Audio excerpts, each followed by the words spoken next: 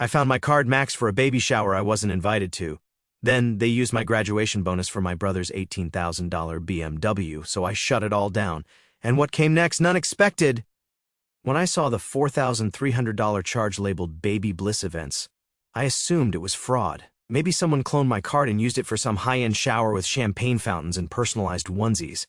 I didn't expect the explanation to come from my sister. Oh yeah, that was for Ashley's shower. It just made sense to use your card. You're not coming anyway, right? I wasn't invited, not missed, not considered. They planned it for weeks. Custom cookies, a venue by the lake, a catered brunch. Every part of it ran through my name, my card, without my knowledge. I didn't argue, I just said, okay. I smiled and walked out of the group chat. That was on a Tuesday. By Friday, I got another alert, an $18,000 transfer to White Glove Imports, a brand new BMW 3 Series under my name, a gift from my graduation bonus, which I never saw, to my younger brother. Appreciate the car, my mom said over the phone like it was a sock or a used blender. Then she added, but rent's still due, you know.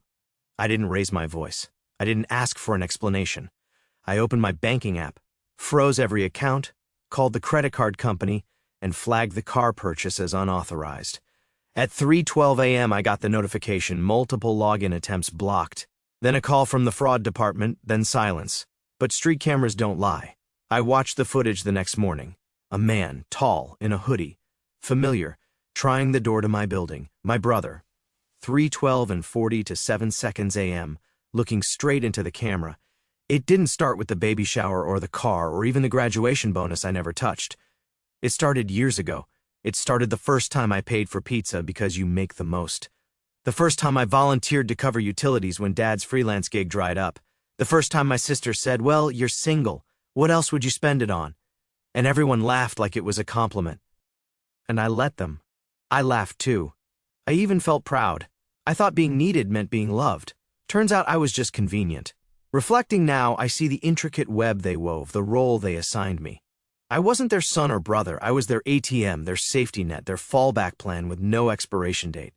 That night, I sifted through my texts, emails, and bank statements, each line revealing a trail of unauthorized deductions and transactions I hadn't sanctioned.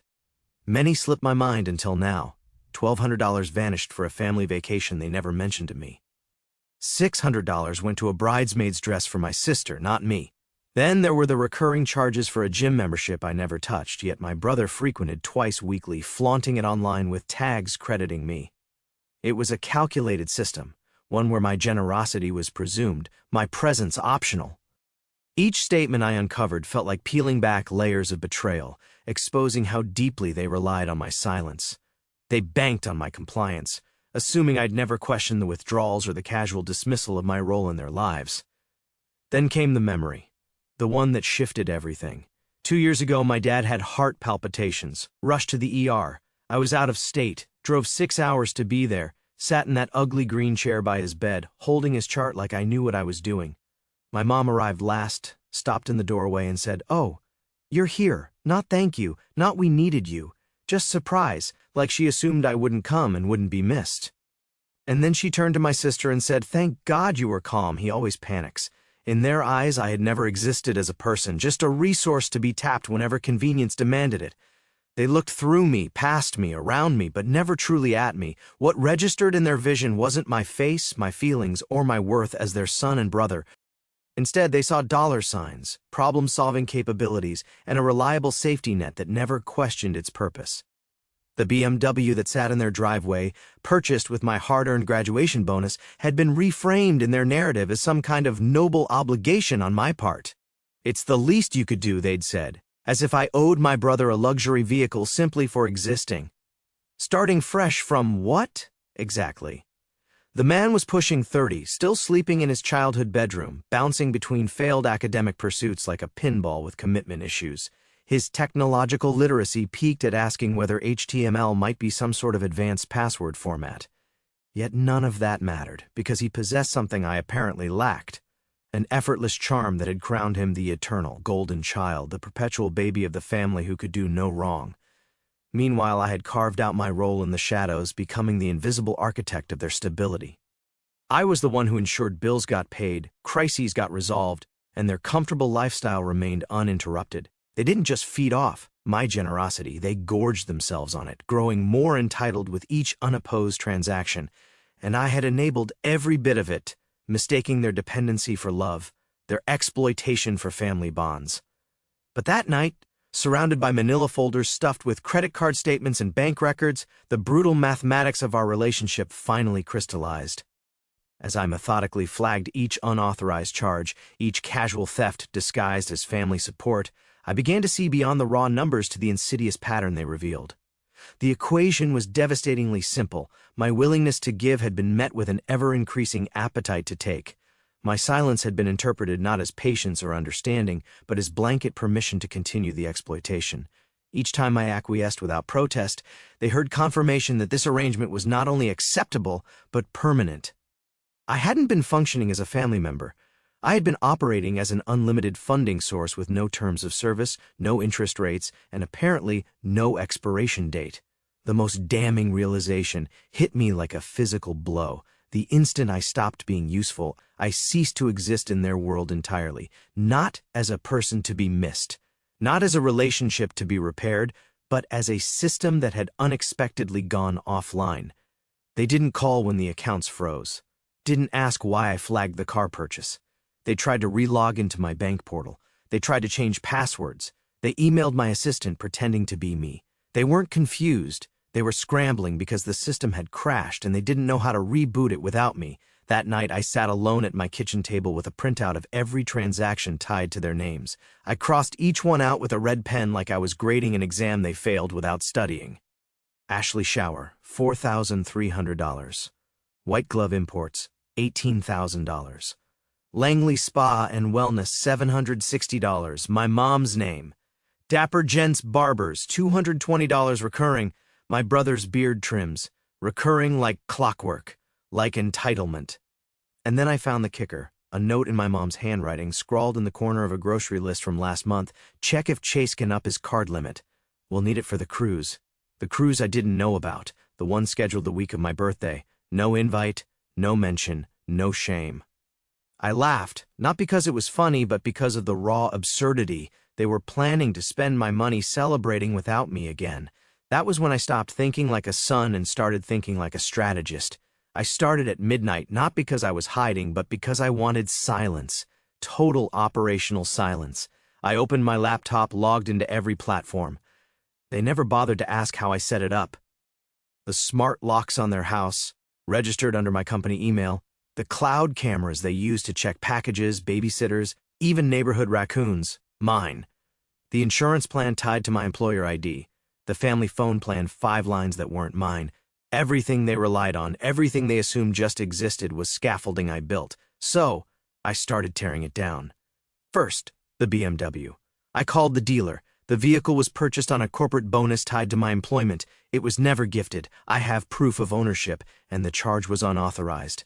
They paused, checked the records. It's still registered to you, the rep said. Want us to initiate a reclaim? Yes, I said. Tonight, at 2:46 a.m., a flatbed truck rolled down my parents' street. The dashcam caught it all, hooking, winching, towing. My brother must have heard it. He ran outside barefoot, screaming. I didn't watch the whole feed. I only watched him go silent when the truck pulled away. Second, the accounts.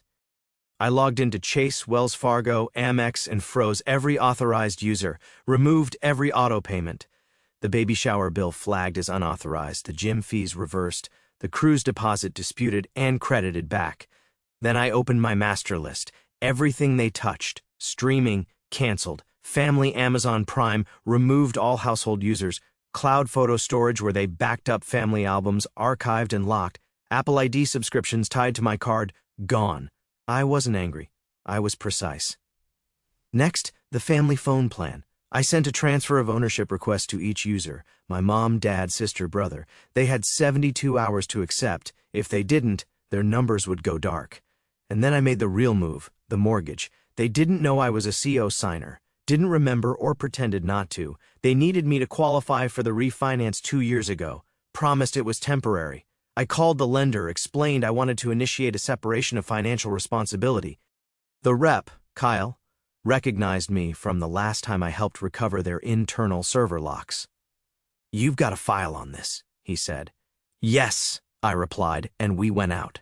Kyle triggered a reassessment.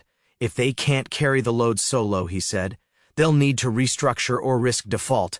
Then let them restructure, I said. My part was done. I shut the laptop, stood up, stretched. It was 5:12 a.m. By 7:40, the calls started. First from my brother, the car's gone. He snapped. Did you do this? I didn't answer. Then my mom, the cameras aren't working. The app says the account was deactivated. Still silence.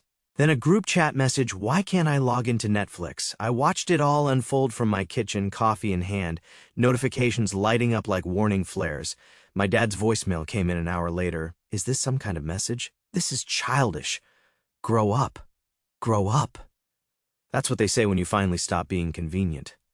By noon, it escalated. An email from my mom's friend. Hey, Sharon's panicking. Says you're cutting her off. What's going on? I replied once, this is not your business. Then I blocked her. 2:03 p.m. A text from my sister. I need the login for Hulu. Finals week. Seriously. I typed, then deleted, then typed again. You're not my dependent. Sent, she replied with a thumbs down emoji, then a sarcastic emoji. By sunset, they knew the system was dead, and I had killed it. But I wasn't done. Because what they didn't know, what they never knew, was just how much ran through me. The family's tax accountant, I referred him. Their digital security suite, mine. Even the custom filters on their emails set up when Dad kept getting phishing scams about his Bitcoin wallet, coded by me. I started extracting everything. Admin access revoked, encryption keys changed, vendor contacts scrubbed. By the next morning, their digital life was a shell. Then came the panic. My mom called 21 times, left voicemails that started as confusion and ended in rage. You don't do this to family. We made you. We trusted you. My dad didn't call. He sent a letter, typed formal, we request the immediate restoration of all services disrupted under your management. If not, we will pursue legal action. I laughed. Not out of cruelty, just awe. He thought this was a contract. He thought I was a vendor. That's when I forwarded everything to my lawyer, every unauthorized charge, every text, every screenshot of logged usage and refusal to acknowledge my role. Do you want to sue? He asked. No, I said. I want them locked out permanently. He understood. Then I made the last call of the day to their local hardware company. Hi, you installed the security system for the last name residence. Yes, I'm the one who paid for it. I'm terminating the service effective immediately. They didn't even ask why. They didn't call to apologize. They called to threaten. The first voicemail came at 6:41 a.m. My mom screaming, not crying, screaming, you're being unfair and I can't believe you treat me this way after everything we did for you. This cutting us off, leaving us humiliated. You think we'll just sit here and take it? I didn't answer. Then the text from my dad, return access to the accounts immediately or I'll make sure the whole family knows who you really are. Interesting phrasing, not let's talk, not we're sorry, just obey or else. At 8:14 a.m., my sister chimed in, I'm telling people you're having a breakdown, that you're spiraling again. Don't push me. That word, again. They always framed my boundaries as instability. Refusal to be used equals emotional crisis. Saying no equals mental fragility. I made no reply. That night, they switched tactics. My aunt posted a photo of the baby shower, the one I paid for but wasn't invited to. Caption, family is everything. Grateful for those who show up, not just those who pay. I almost laughed. They wanted to control the narrative. Rewrite it. Erase the receipts. But they forgot I have the receipts. The next day, I started getting calls from numbers I didn't recognize, friends of family, extended cousins, church acquaintances. Hey, your mom said you're not doing well, that you're unstable. Your dad said you were hacked, that you didn't mean to freeze everything. Your sister's worried. She said you might hurt yourself. Weaponized concern, dressed as kindness. They weren't worried. They were laying groundwork for a smear campaign. Still, I said nothing. Silence. Cold. Strategic. Final. That's when they escalated. At 3:37 p.m. I got an email, anonymous, no greeting, just attachments, PDFs, screenshots, and a single line. Let's see how your employer reacts to this. They'd fabricated expense reports, mocked up fake emails, tried to frame me for misappropriation of funds at my own company. The kicker, they used an old template I wrote for them years ago to help manage their personal budget. They barely changed it. I spotted the formatting within seconds. I forwarded it all to legal. They traced the metadata back to my brother's IP. When I didn't respond, they tried again. Instagram, a story from my cousin's account. A blurry photo of me from Thanksgiving, wine glass in hand, eyes half closed. Caption, "Some people need help, not a spotlight." Then my dad's turn. A Facebook post, "We raised a son who forgot his roots, but family doesn't give up even when they're betrayed." The comments poured in, "Praying for you. He'll come around." Kids these days, they weren't talking to me. They were talking at me, performing grief while orchestrating chaos. Still, I stayed silent, and silence became unbearable for them. Because without a villain who yells, there's no story to twist. On the 5th day, my mom showed up, pounding on my door like it owed her money. I watched through the peephole. No makeup, wild hair, slippers, holding her phone in one hand, waving a printed spreadsheet in the other. I didn't open. She screamed through the door, "We needed you, and you walked away. You think you're better than us?" Then quieter, "This is all Ashley's fault. She told me you were acting weird. She pushed us to use your card. She manipulated me." The pivot from power to victimhood, from rage to blame, a full emotional circus. And I didn't even buy a ticket. Still, I didn't open. She eventually left. I checked the spreadsheet she slid under my door. It was a list of expenses, with notes in red ink, reimbursable family share. Agreed. In question marks.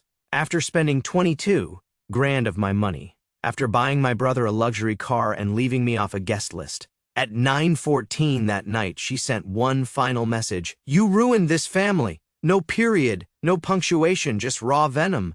And I felt nothing. Not rage, not sadness, not triumph, just stillness. Because for once, I wasn't being dragged into the noise. I wasn't reacting. I wasn't fixing. They weren't yelling at their son. They were yelling at their lost infrastructure. The one who held them up and had finally walked away. They thought silence meant shame. That I wouldn't speak, wouldn't fight, wouldn't risk pulling down the curtain. They were wrong. I didn't write a message. I didn't send an email. I posted everything. First, the transactions, a carousel of screenshots, $4,300 for Baby Bliss events, $18,000 to White Glove Imports, confirmed delivery to Jacob, my brother. May 17th, text from my sister, "You weren't coming anyway. LOL. Chill. My mom, you don't have a family of your own. You can afford it." I added one caption, "They spent my graduation bonus on a BMW. I wasn't invited to the baby shower I paid for. They called it fair." Then I sat back and watched the explosion. 10 minutes, 800 likes, 20 minutes, 100 shares. By lunch, 13,000 people knew what my family had done. But I wasn't done. Next drop, PDF of the dealership invoice. My name as sole purchaser. Notarized letter of dispute. Email confirmation of retrieval order. BMW VIN ending in 7629. Repossession confirmed. Caption, they told neighbors it was a gift from a man. The man was me, and I took it back. Then came the video. A clean 30-second clip from my building security feed. Timestamp 3:12 and 47 seconds. My brother in a hoodie, trying the door code, staring straight into the lens. No mask, no hesitation. After the accounts were frozen, after the car was reclaimed, after the silence hit, it went nuclear. Thousands of comments, DMs from strangers. "This is financial warfare. You're not the villain. You're the firewall. I hope your whole family sees this." Twice. But not everyone stayed quiet. At 2:41 p.m., my mom's friend posted, "It's sad when family drama plays out online, especially when people twist things." So, I twisted back. I posted the spreadsheet. Every single charge tagged family use. Every password reset they tried after the locks were changed. Even the call logs from their burner attempts to reach my assistant at work. I captioned it, "Not drama, documentation." By 4:03, my dad deactivated his Facebook. By 4:17, my sister deactivated her Instagram. By 4:29, my aunt deleted a passive-aggressive post from 2 weeks earlier that said, "Some people are only generous for attention." Then the story reached a local blogger. Finance, family, betrayal. It had teeth. She asked for a quote. I gave her two. One, I didn't destroy the family. I removed myself from a system where I was expected to fund the fantasy and remain invisible. Two, I was never the problem. I was the silence that kept theirs hidden. The article dropped at 6:12 p.m. titled, "The Son Who Said No. How One Man Froze a Family Built on Financial Control." They didn't take it well. At 7:03, I got a group voicemail, my mom, dad, and sister. They thought they hung up, but didn't. Mom, he thinks people care it'll die in a day, Dad. He better shut it down. We still have friends watching. Sister, if he thinks this makes him powerful, just wait. Wait for what? More lies, more threats. Because then came the final straw. An anonymous email, no body, just the subject. How does your employer feel about hackers? Attached, forged emails accusing me of vendor manipulation, using templates I wrote for them. They were trying to nuke my career. I didn't flinch. I sent the full email thread, including metadata, to my legal team. They traced the document origin to my brother's home Wi-Fi. Game over. But I wasn't done, because I knew what they feared most, not exposure validation. So I dropped the last post, a black screen, white text. They raised me to believe silence meant love, that sacrifice meant loyalty, that helping quietly made me good. But they don't get to decide what good looks like anymore. You don't get to rewrite the story after the receipts are out. No hashtags, no names, just truth. And this time, they couldn't screenshot it out of context, couldn't private message it away, couldn't tell a neighbor he's just sensitive. Because now the narrative wasn't theirs. The balance had shifted. For the first time in my life, I wasn't their son. I was the source of proof, of exposure, of power, and they knew it. The next day, I got one message from my aunt, the one who said I was just bitter, just 3 words, "You went public." I replied, "You went too far." They didn't come angry this time, they came rehearsed. Sunday at 4:22 p.m., I saw them through the peephole. Mom in a soft sweater, Dad in a button-down he saves for funerals, and my sister holding a store-bought pie like a peace treaty. I didn't open the door. I opened the window instead. "Whatever you rehearsed," I said, "cut it in half, then leave." My mom blinked. My dad forced a smile. My sister stepped forward. "We're here because we don't want to fight," she said. "You already did," I replied. "You just lost." "We were under stress," my mom offered. "We said things we didn't mean." "No," I cut in. "You meant every word. You meant it when you said I was a failure, when you called me a burden, when you spent my money and told people I was unstable. You meant all of it. You just didn't expect me to fight back." My dad stepped closer. "It's family. Things get messy." "It wasn't messy," I said. "It was surgical. You planned every swipe of my card, every withdrawal, every lie." Then came the line, the one they were saving, "We just want to be a family again." I paused, looked down at them from the second-floor window. "You don't miss me," I said. "You miss what I gave you. You miss the fixer, the buffer, the system." They didn't deny it. They just looked tired. "We're trying," my mom whispered. "No," I said. "You're negotiating with the consequence." Then I gave them what they came for, the final word, the end of the show. I didn't leave because of the money. I left because the moment I stopped paying, I stopped existing. Silence. My sister looked like she wanted to cry. My dad looked like he'd aged 10 years. My mom held a pie like it weighed 50 pounds. No more access, no more platforms, no more dinners, chats, second chances. This is not estrangement, it's release. I'm not your provider. I'm not your redemption arc. I'm just done. They turned without a word. As they walked back to the car, I whispered, "Not loud enough for them, just for me. You didn't lose the card, you lost the card holder." And I closed the window, not with a slam, with relief.